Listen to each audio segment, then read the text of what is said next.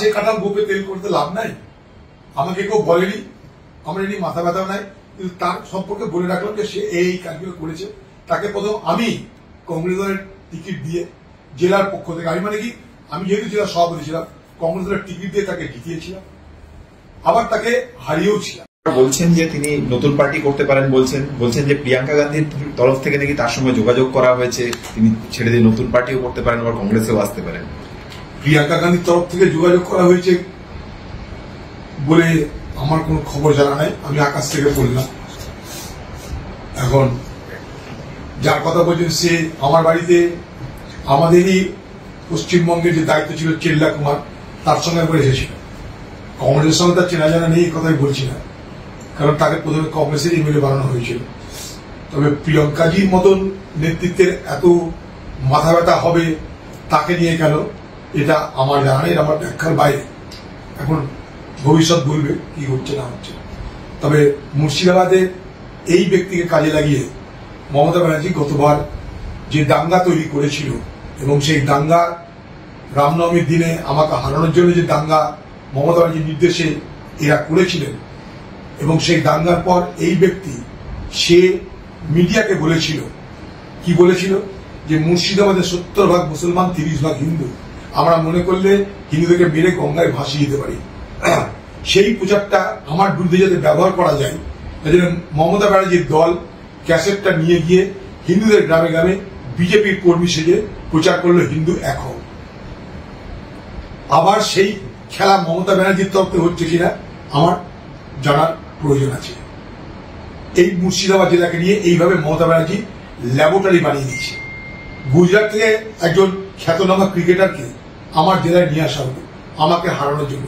কোনো ব্যাপার না, আমি হারি বা জিতি কোনো ব্যাপার না, যে কোনো ব্যক্তির যে কোনো জায়গা থেকে দাঁড়ানোর অধিকার আছে, এবং আমাকে হারানোর অধিকারও আছে, এবং আমার বিরুদ্ধে লড়ারও অধিকার আছে। এতে কোনো আমার আপত্তি নেই, কোনো সংকোচ নেই, কোনো দ্বিধা নেই। কিন্তু আমার আপত্তিটা কোন জায়গাটা জানেন?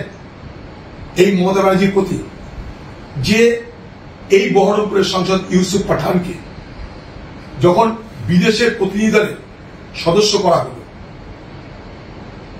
দেখুন ভারতবর্ষে সব থেকে বেশি মুসলমান বাস করে উত্তরপ্রদেশে, তারপরে হচ্ছে পশ্চিমবঙ্গ। সেই পশ্চিমবঙ্গের একজন মুসলমান জনপ্রতিনিধিকে,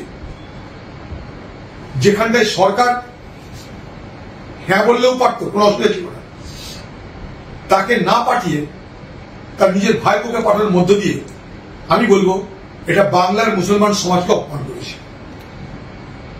কারণ তোমরা মুসলমানকে ব্যবহার করছো আমার বিরুদ্ধে হারানোর জন্য। একজন মুসলমান পার্সোনালিটিকে, তার খ্যাতি আছে, তার প্রতিপত্তি আছে, তার পরিচয় আছে, তাকে তোমরা ব্যবহার করবে। আরেকটা মুসলমান নেতাকে হিন্দু ভোট এক কাটা করার জন্য আমার বিরুদ্ধে দাঙ্গা করতে উৎসাহিত করবে। তাহলে মুসলমান সমাজের নেতারা, প্রতিনিধিরা, তারা কি শুধুমাত্র মমতার জন্য ব্যবহৃত অস্ত্র হবে, না তাদের নিজস্বতা থাকবে? কেন ইউসুফ পাঠানকে বিদেশে পাঠানো হলো না? কেন? মুসলমান দেশগুলোতে তার মধ্যে একটা ব্যক্তিত্ব অনেক বেশি প্রভাব পড়তো, যেটাকে আমরা বলি সব ডিপ্লোম্যাসি। সেই সব ডিপ্লোম্যাসিতে অনেক প্রভাব পড়তো। কেন তাকে যেতে দেওয়া হলো না? মমতাজি কোন অধিকার যেতে না তাকে। এই সরকার শশী থারুরকে পছন্দ করেছিল, গেছে, আমরা কি আপত্তি করেছি? করতে পারে, আলোচনা করলেই আমাদের পক্ষে আলোচনা করতে পারত। কিন্তু সেখানটাই মমতাজি কোন রাগে, কোন বিদ্বেষে ইউসুফ পাঠানকে প্রতিনিধি দলে সামিল করল না, তার বদলে তার নিজের খোকাবাবুকে দিল। কোন কারণে? সে কি বিদেশে গিয়ে আমাদের দেশকে উজ্জ্বল করবে, কি করবে, মহান করবে? আমার জানতে চাই, এটা একটা প্রশ্ন। দলকে বলবে, দেখুন গাছে কাঁঠাল গোপে তেল করতে লাভ নাই। আমাকে কেউ বলেনি, আমার এটি মাথা ব্যথাও নাই, কিন্তু তার সম্পর্কে বলে রাখলাম যে সে এই কাজগুলো করেছে। তাকে প্রথম আমি কংগ্রেস দলের টিকিট দিয়ে জেলার পক্ষ থেকে, আমি মানে কি, আমি যেহেতু জেলার সভাপতি ছিলাম, কংগ্রেস দলের টিকিট দিয়ে তাকে জিতিয়েছিলাম, আবার তাকে হারিয়েও ছিলাম।